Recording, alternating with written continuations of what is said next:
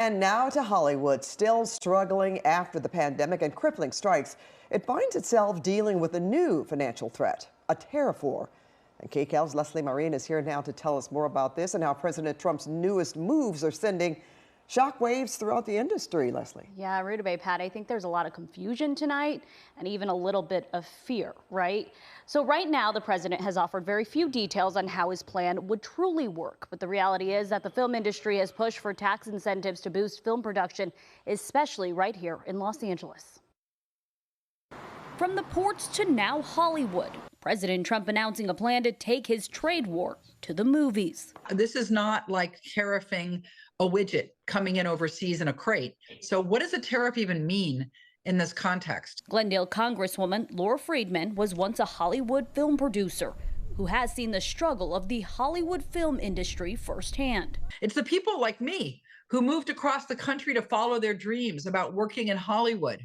It's the tourists who come from around the world who want to see the place where the magic is made.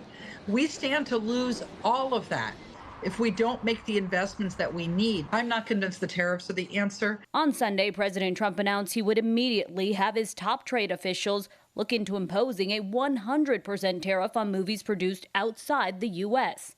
CBS News has confirmed that actor Jon Voight, one of President's special ambassadors to Hollywood, came up with the tariff idea. Our film industry has been decimated by other countries taking them out, and also by incompetence, like in Los Angeles, the governor is a grossly incompetent man. But by Monday night, the White House confirmed no final decision had been made. It's either going to put a nail in the coffin or it's going to incentivize us to figure out alternative ways to do production. Monique White is executive vice president at California Pictures, an LA-based distributor of independent films. She believes this plan would hurt more than just the bottom line. Take movies like Mission Impossible, which is shot at locations all across the world. Stifling creativity. So if someone wants to shoot something that's got a certain backdrop, you can't shoot it here. You have to go to the authentic place. The Motion Picture Association says the U.S. already exports 3 times the number of films it imports, with a $15.3 billion surplus in 2023. Executive editor at Deadline Hollywood, Dominic Patton, says there are still too many questions on how the Trump's tariff plan on films would work, and whether it's the movie studio or the watcher that would get hit the hardest. Do you raise ticket prices?